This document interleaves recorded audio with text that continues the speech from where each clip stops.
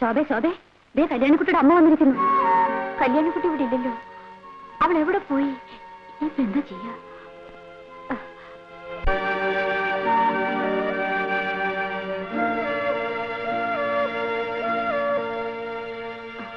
വരൂ, ഇരിക്കൂ. വീട്ടിൽ വിശേഷിച്ചൊന്നുമില്ലല്ലോ. ലക്ഷ്മിക്ക് സുഖമല്ലേ? അതെ. ഞങ്ങളുടെ പരീക്ഷ അടുത്താഴ്ച തുടങ്ങാണ്. അറിഞ്ഞു.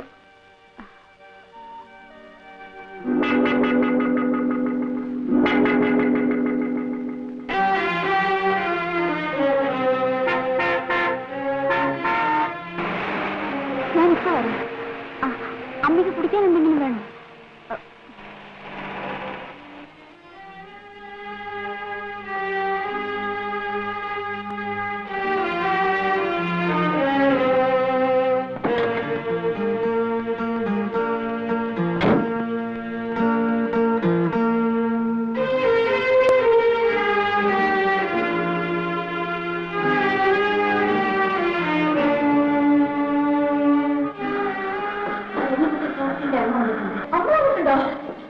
ആ ചിത്രവും കണ്ട് അമ്മ ദേഷ്യത്തില്ല.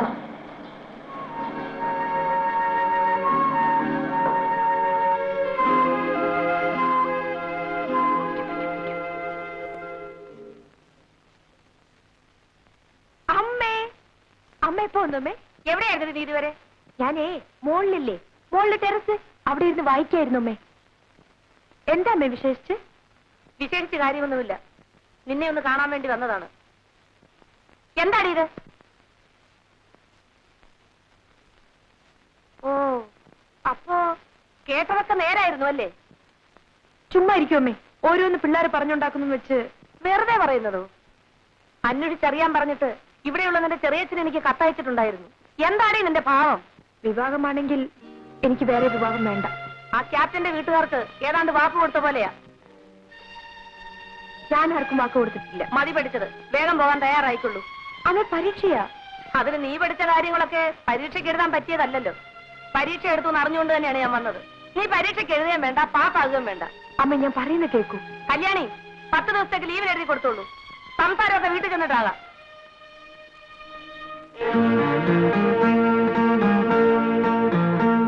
പ്രഭു, മൈ ഡിയർ പ്രഭു, ഞാൻ വരാം കേട്ടോ.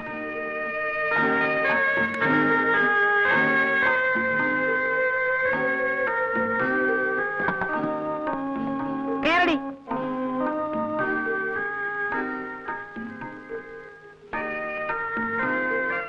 ശോഭേ, ശരി, പോയിട്ട് വരും.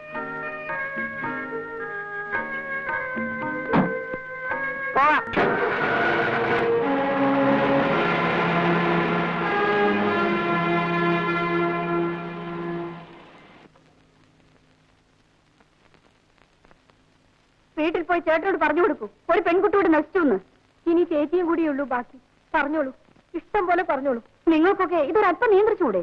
നിയന്ത്രിക്കേണ്ടവരൊക്കെ തന്നെയാണ് ചേട്ടനെ ഇങ്ങനെയൊക്കെ ആക്കി തീർത്തത്. അവരൊക്കെ ആഗ്രഹിച്ചതുപോലെ ചേട്ടൻ ഇപ്പോൾ ആയിട്ടുണ്ട്. അവരോ? ആരാത്? അമ്മ, ഞങ്ങളുടെ അമ്മ. അച്ഛൻ, എന്തച്ഛൻ?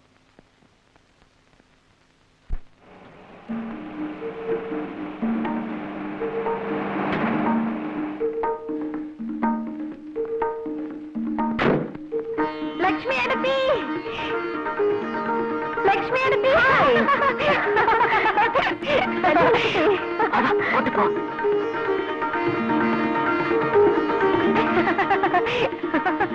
എന്താ കുട്ടി കേക്കണേ?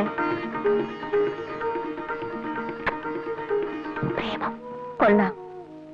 എന്നെ കണ്ടല്ലേ കുട്ടി നീ ഇത്രയും കാലം വളർന്നത്? ലക്ഷ്മി എടുത്തി, നിനക്ക് ഞാനാവണമെന്ന് എന്താ ഇത്ര മോഹം? ആണിനൊന്നും നഷ്ടപ്പെടില്ല, പെണ്ണിനതല്ല കുട്ടി. എനിക്കറിയാം ലക്ഷ്മി എടുത്തി, എനിക്കൊന്നും നഷ്ടപ്പെട്ടിട്ടില്ല, എന്റെ മനസ്സൊഴി. വേറെ ഏതെങ്കിലും ഒരു ചെറുപ്പക്കാരന്റെ പേരായിരുന്നെങ്കിലും അമ്മയ്ക്ക് ഇത്ര അരിശം വരില്ലായിരുന്നു. വെറുതെ ആൾക്കാർ അതും ഇതും പറഞ്ഞുണ്ടാക്കുന്ന ലക്ഷ്മി എടുത്തി. പ്രഭുവിനെ എനിക്കറിയാം. അതല്ല മോളെ. പിന്നെ അയാളുടെ വീടിനെ കുറിച്ചും അമ്മയെക്കുറിച്ചും അച്ഛന്റെ മരണത്തെ പറ്റിയൊക്കെ എന്തൊക്കെയോ കേൾക്കണോ? എനിക്കറിയില്ല. അതൊന്നും തിരക്കേണ്ട ആവശ്യം എനിക്ക് തോന്നിയില്ല. നമ്മുടെ നാട്ടിലെ ആൾക്കാർക്ക് എന്താ ജോലി? പരദൂഷണം. അവനവന്റെ ജോലി നോക്കി നടന്നാൽ യാതൊരു കുഴപ്പമില്ല.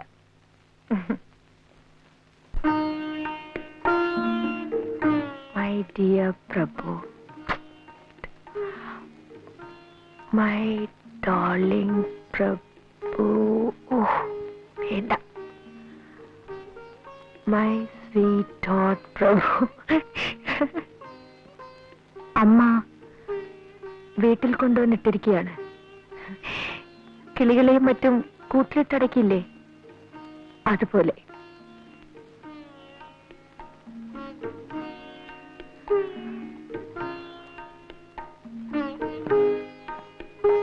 എന്തൊരു ഭംഗിയായിരുന്നു നമ്മളൊത്ത് കഴിഞ്ഞിരുന്ന ആ ദിവസങ്ങൾക്ക്.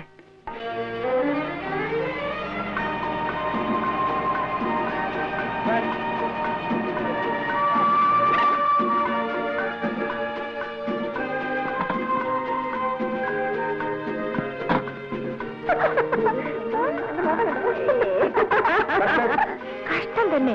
എന്തായി കുട്ടികൾക്ക്? അവര് പിന്നെ എന്ത് ചെയ്യണം? ഓടിച്ചൊന്ന് മാലയിടണോ? നിനക്കതിൽ ഹീറോ ആയിരിക്കും എന്ന് പറഞ്ഞ് ഇങ്ങനെ അങ്ങ് പേടിക്കാൻ തുടങ്ങിയാൽ അത് കുറച്ച് കടുപ്പം തന്നെയാ. ഒരാൾ സിസ്റ്ററിനെ കാണാൻ ഹോസ്റ്റലിൽ വന്നാൽ ഇങ്ങനെയാണോ പെരുമാറേണ്ടത്? അങ്ങനെ അങ്ങ് ആളെ പിടിച്ച് നിന്ന ആളാണോ? ഞാനൊന്ന് നോക്കട്ടെ. കല്യാണി, കല്യാണി,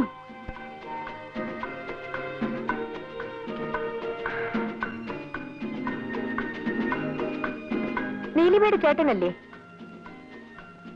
അതെ, ഞാൻ പറഞ്ഞു വിടാം. ഹായ്, നല്ല ആള്. ഇങ്ങനെയാണോ ശനിയാഴ്ച വരാമെന്നും പറഞ്ഞിട്ട്? ശനിയാഴ്ച കഴിഞ്ഞാൽ ഞായറാഴ്ച, അത് കഴിഞ്ഞാൽ വീണ്ടും ശനിയാഴ്ച. ഹായ്.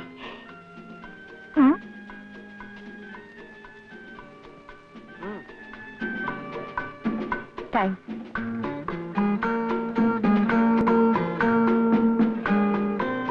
ഒരെണ്ണമെങ്കിലും ഉണ്ടല്ലോ എന്നെ പേടിക്കാത്ത ഹോസ്റ്റലില്. പേടിയോ? ചേട്ടന് കല്യാണിക്കുട്ടിയെ അറിയാഞ്ഞിട്ടാണ്.